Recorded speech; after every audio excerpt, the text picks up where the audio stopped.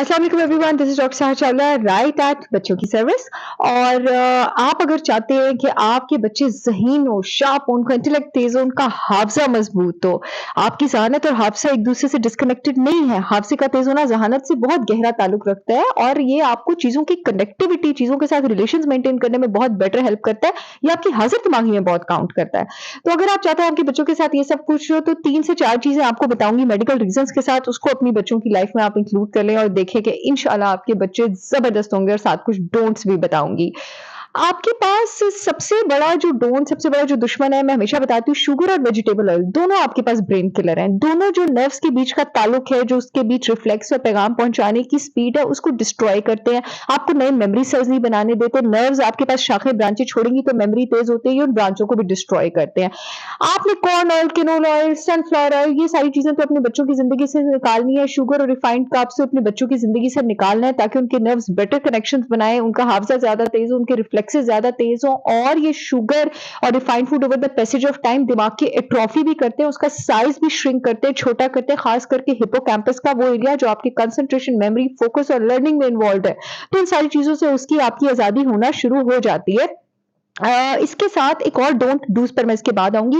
ये शुगर इसलिए भी है कि शुगर और रिफाइंड फूड्स को मेटाबोलाइज़ करने के लिए जिस्म में सेल के अंदर जो फैक्ट्री होती है माइटोकॉन्ड्रिया, उसमें प्रोसेस करने के लिए जो विटामिन बहुत ज़्यादा यूज़ होता है वो बी1 है। बी1 का बहुत इंपॉर्टेंट रोल है आपके नर्वस सिस्टम में, आपके रिफ्लेक्सेस में। वो बच्चे जिनकी विज़न और जिनकी चाल खराब होती है और साथ उनका फोकस भी खराब होता है, अक्सर उनमें बी1 की कमी होती है, मैं अपने पेशेंट्स को बताती हूँ। तो बी जो बच्चे जो जितना ज़्यादा शुगर और रिफाइंड फूड खाते हैं, ज़ाहिर है उसने मेटाबोलाइज़ भी होना, जिसम में उनका बी1 उतना ही ज़्यादा इस्तेमाल होगा और फिर उनके जिस्म में बी1 जो है उसकी कमी हो जाती है। तो वहाँ से आप एक तीर से दो शिकार करेंगे कि आप अपने बच्चों के जिस्म का बी1 भी बचाएँगे ताकि उनका हाफ़्ज़ा वग़ैरह जो है वो ज़्यादा मज़बूत रहे। And another important do is IQ, I for IQ, I for iodine. Iodine diet में अच्छा होगा, आईक्यू आपके पास डाइट में अच्छा होगा। एंटीऑक्सीडेंट, दिमाग का सबसे स्ट्रॉन्ग ग्लूटाथायोन के साथ-साथ आपके पास सेलेनियम होता है। सेलेनियम भी मैं आपको बताती हूँ कि आपने खानों में कहाँ से लेना है। और मैंने एक बार प्रेग्नेंट खवातीन पे वीडियो की थी और मैंने कहा था कि प्रेग्नेंट खवातीन को एसेंशियल फैटी एसिड्स डीएचए और ईपीए ये लेना बहुत ज़्यादा ज़रूरी है। ख़ास करके डीएचए प्रेगनेंसी में ही वो आपके बच्चे का आईक्यू बनाना शुरू कर देता है। बच्चों के लिए भी बहुत ज़्यादा इम्पोर्टेंट है। ये भी मैं बताती हूँ कि ये आपको किस चीज़ में मिलता है। एक और मिनरल जिसको रिलैक्सेशन और स्ट्रेस रिलीविंग मिनरल कहा जाता है, जिस पर हम बहुत बात करते हैं, दैट इज़ मैग्नीशियम। मैग्नीशियम में एबिलिटी होती है आपके पास ब्लड ब्रेन बैरियर क्रॉस करने की, और जो सिनैप्सेस होते हैं यानी एक नर्व और दूसरे नर्व के बीच जो कनेक्शन होता है उसकी डेंसिटी, उसकी क्वांटिटी, उसकी क्वालिटी को इम्प्रूव करने की। मैग्नीशियम आपके पास लीफी ग्रीन्स में होता है, मैग्नीशियम आपके पास डेयरी प्रोडक्ट्स में होता है। तो और मोर ओवर अगर जिन बच्चों में मैग्नीशियम की कमी होती है, हाइपर एक्टिविटी भी होती है उनमें, वो सोते भी इतनी आसानी से नहीं है, उनका फोकस भी कम होता है, कॉग्निशन उनकी याददाश्त भी कम होती है। इस तरह से आप पहचान सकते हैं कि मैग्नीशियम में कमी है। जैसे बी1 में मैंने बताया कि विजन का प्रॉब्लम हो सकता है, गेट का प्रॉब्लम हो सकता है, विटामिन ए की कमी से भी बच्चों को विजन का प्रॉब्लम हो सकता है।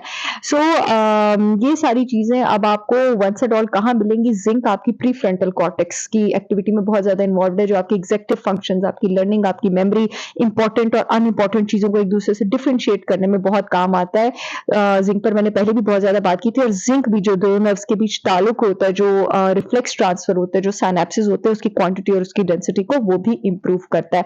सबसे पहली चीज़ जो आपने इंक्लूड करनी है, फिश और शेल फिश। इसमें मैंने जितनी चीज़ों का नाम दिया, विटामिन डी, ज़िंक, मैग्नीशियम के अलावा डीएचए, जो एसेंशियल फैटी एसिड्स हैं, आयोडीन, सेलेनियम, ये सब कुछ फिश में है। तो हफ्ते में 3 बार तो आपने अपने बच्चों को तली हुई नहीं, बेक्ड फैटी फिश, याद रखिएगा, फिश में जितनी चर्बी ज्यादा हो फिश उतनी अच्छी होती है। बेक्ड फैटी फिश हफ्ते में 3 से 4 बार बच्चों के डिनर में आपके पास 5 से 7 आउंस इंक्लूडेड होनी चाहिए। दूसरी चीज़, विटामिन डी को खुराक से पूरा करना मुश्किल है, इसलिए उसके सप्लीमेंट्स लेने पड़ते हैं। सनलाइट, अपने बच्चों को सनलाइट में एक्सपोज़र दें। और तीसरी चीज़, एक्सरसाइज़, बच्चों को वर्जिश करवाएँ। एक्सरसाइज़ करने से आपके दिमाग में एक नर्व ट्रॉपिक फैक्टर बनता है, BDNF, brain derived neurotrophic factor. बच्चों को बाहर खेलने कूदने दें, जिस तरह डाँट के उनको पढ़ने बिठाते हैं, उतना ही ज़रूरी है कि आप उनकी रूटीन में डेली एक्सरसाइज़ होनी चाहिए। एक्सरसाइज़ के साथ सनलाइट भी आ जाएगी, एक तीर से दो शिकार, कि आप उसी टाइम बच्चों को एक्सरसाइज़ कराएँ, बच्चों की फिजिकल एक्टिविटी पे ध्यान दें जिस टाइम सनलाइट है। अब ये जो बीडीएनएफ है, ये आपके पास आपकी लर्निंग मेमोरी, इन सब चीज़ों को इंक्रीज़ करता है और मोर ओवर आपके मेमोरी सेल्स अगर डिस्ट्रॉय भी हो जाए ना, गुड न्यूज़ ये है कि उनमें एबिलिटी होती है दोबारा ग्रो करने की, रीजनरेट करने की। BDNF जो है वो इसमें बहुत ज़्यादा हेल्प करता है। मैग्नीशियम के लिए अपने बच्चों को leafy greens, animal dairy products जिन बच्चों को सूट करते हैं, नहीं तो वो प्लांट डेयरी भी ले सकते हैं।